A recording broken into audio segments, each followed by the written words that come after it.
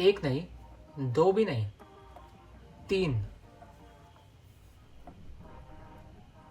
He was crazy good भाई। You can say कि वियारियल थी, ऑफकोर्स थर्ड पोजीशन पे है, एटलेटिको मैड्रिड से जस्ट ऊपर। एक मैच हो जाएगा तो वो डिसाइड करेगा कि वियारियल का स्पॉट क्या होता है, but he was crazy good. He was 0.85 का एक्सजी बनाया है लमीन ने, 4 शॉट्स ऑन टारगेट है एंड उसमें से 3 गोल है।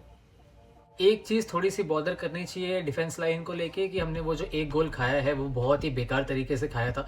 वो एक गोल नहीं आना चाहिए था, फोर्सलोना वापस हो जाता, जॉन गार्सिया को क्लीन शीट मिल जाती। बट ठीक है, 4-1 से it was a really good game. हमने काफ़ी ज़्यादा डोमिनेंस रखा सेकेंड हाफ में आफ्टर सब्सटीट्यूशंस जो हुए। पेड्री अंदर आया, लेवेंडोस्की अंदर आया, Rashford was in.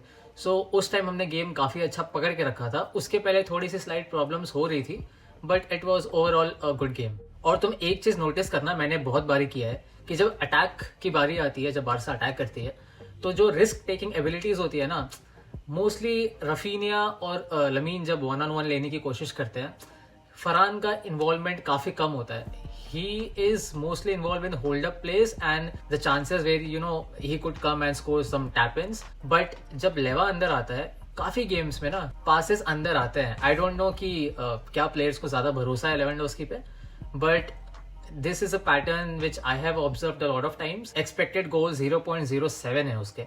Of course ये वाला गेम उसका नहीं अच्छा गया and that was visibly the reason कि वो substitute हो गया लेवा के साथ। of course एक और चीज, जब मिडफील्ड की बारी आती है, Danny Olmo please please please थोड़ा सा फिजिकल हो जा। आई नो उसके साथ फरमीन खेल रहा है, वो ये सारी चीजें बेटर कर सकता है। ज्यादा कुछ नहीं करना है, सिर्फ 2 चीजें सही से कर लो। बॉल जब आएगा तो of course Dani Olmo is mostly box to box player, तो वो उस चीज में काफी बार अच्छा करता है। बट जब बॉल नहीं रहती है, या पता है वो बहुत बार ऐसे सिचुएशंस हुए कि वो टैकल्स में भी नहीं जाते, he is easily bodied out, तो डिफेंस थोड़ी सी वल्नरेबल हो जाती है। And you saw what Fermin did. उफ, every tackle, every duel, even attacking wise, ball लेना, गिरना पड़ना, everything, he was like fire. Fermin बहुत अच्छा था ये वाले गेम में। 3 chances created by Fermin Lopez, उसमें से 2 बिग चांसेस थे।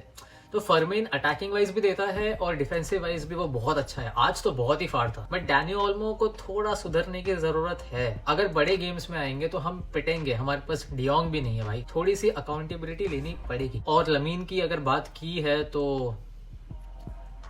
पेड्री, ओ भाई भाई भाई, कब जो उसका आखिरी गेम बेकार गया हो, कभी नहीं जाता, जाएगा ही नहीं, जा सकता ही नहीं है। पेड्री है वो, कम ऑन। पेड्री सिर्फ आया 31 मिनट से खेले उसने, लेकिन जो खेला है भाई, वो जो एक बॉल निकाल के जो डाली है उसने कुंडे को, सिर्फ पेड्री कर सकता है। एक्यूरेट पासेस 55 में से 52, 95% होता है। और 31 मिनट में 57 टचेस ऑन द बॉल, उसके लिए 57 भी कम है। 5-6 टचेस चाहिए उसको बॉल निकालने के लिए, काफी है। आई एम हैप्पी कि रोनी बारजी को चांस दिया है हांसी फ्लिक ने। ही इज ऐसे टीम्स के अगेंस्ट उसको स्टार्ट भी कराना चाहिए काफी बार। रोनी बारजी एक ऐसा प्लेयर मेरे को लगता है जो बॉल काफी कम लूज करेगा, because he is short touches उसके काफी अच्छे हैं, बॉल उसके फीट पे अच्छी खासी ग्लूड होती है एंड चांसेस भी वो क्रिएट करता है। बट थोड़ा सा और गेम टाइम देने की जरूरत है। कभी कभी लमीन यमाल को रेस्ट करवा दिया करो, but I would want to see more of Roony. और हमारे लेवेंडोस्की साहब 20 मिनट खेला है, 1 shot on target, 1 goal. Clutch player है, ऐसे ही रोटेट करते रहो, कर देगा। लेवा को वो स्पेसेस में वो चीजें करनी आती है। ऑफ कोर्स हम रॉबर्ट लेवेंडोस्की की बात कर रहे हैं, तो कर देता है यार बंदा। Also I was looking into this conversations जो लास्ट टाइम कैंसेलो खेला था उसके बाद में, कि इज Cancelo a really good option at left back than Balde.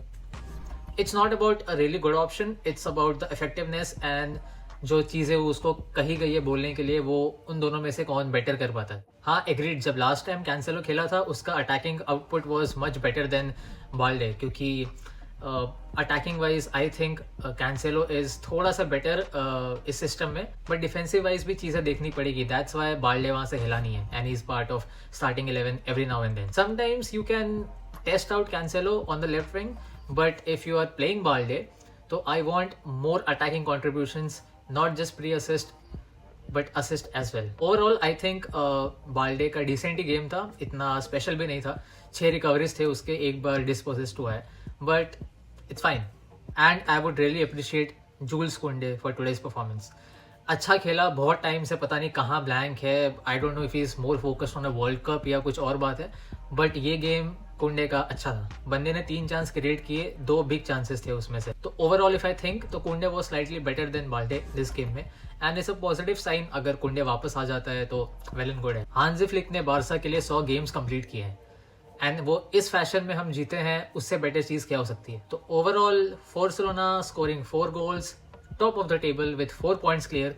Of course Madrid का एक गेम बाकी है, अगर वो जीतती है तो 1 पॉइंट का लीड हो जाएगा। काफी टाइट चल रहा है ला लीगा का टेबल, मजा आने वाला है। And something to tell you, top 3 goal scorers के लिस्ट में लमीन स्टैंड्स थर्ड, 13 गोल्स मारे हैं उसने, और असिस्ट में ऊपर बैठा हुआ है with 9 assist. This guy is killing it. थोड़ी सी खुशी मिली थी कि अगला गेम है अगेंस्ट एटलेटिको मैड्रिड। मैंने 2 बारी बार्सिलोना तो बोल दिया है, लेकिन 4 तो किसी और ने मारे हैं। उसको क्या बारसा टर्न अराउंड कर पाती है?